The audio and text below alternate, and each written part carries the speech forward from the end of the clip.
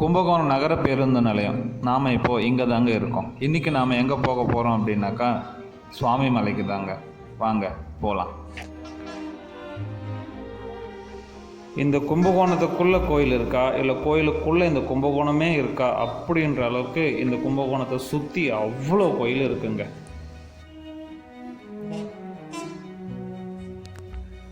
நாம் சுவாமி மலையில் இருக்கிற முருகனை தரிசிக்கிறதுக்கு காலையில் ஒரு 6 மணிக்கெல்லாம் கும்பகோணம் பஸ் ஸ்டாண்டுக்கு வந்துட்டோங்க. இங்கே பஸ் ஸ்டாண்டே ரொம்ப காலியாக இருந்துச்சுங்க. நம்ம பஸ் ஏறுறதுக்காக எங்கே இருக்குதுன்னு தேடி கண்டுபிடிச்சி ஒரு பஸ்ஸையும் பிடிச்சி அங்கே போயாச்சு. இந்த பஸ்ஸில் தாங்க நாம் சுவாமி மலைக்கு போக போகிறோம். நம்ம பஸ்ஸுக்குள்ளே ஏறி ஒரு டிக்கெட்டும் போட்டாச்சுங்க.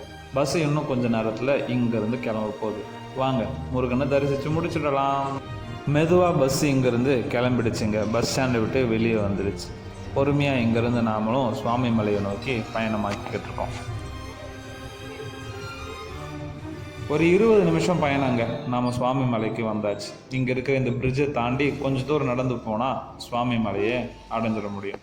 இப்போ நாம் அங்கே தான் போய்கிட்டு இருக்கோம். வாங்க நடந்து போகலாமா?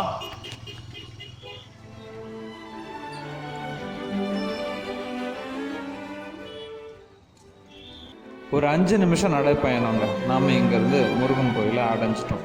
இதை தெரியுது பாருங்கள், இதுதான் முருகன் கோயில். வாங்க உள்ளே போகலாம். இந்த கோயிலில் மொபைல் ஃபோன்ஸ்லாம் அலௌடு இல்லைங்க. அதனால் வெளியே மட்டும் வீடியோ எடுத்துகிட்டு நாம் மொபைலை சுவிட்ச் ஆஃப் பண்ணிவிட்டு தரிசனத்துக்கு உள்ளே கிளம்பிட்டோங்க. உங்களை இதே மாதிரி அடுத்த வீடியோவில் சந்திக்கிறேன். நன்றி, வணக்கம். இந்த வீடியோ உங்களுக்கு பிடிச்சிருந்தா லைக் பண்ணுங்கள், ஷேர் பண்ணுங்கள், கமெண்ட் பண்ணுங்கள். மறக்காமல் சப்ஸ்கிரைப் பண்ணுங்கள். டாடா.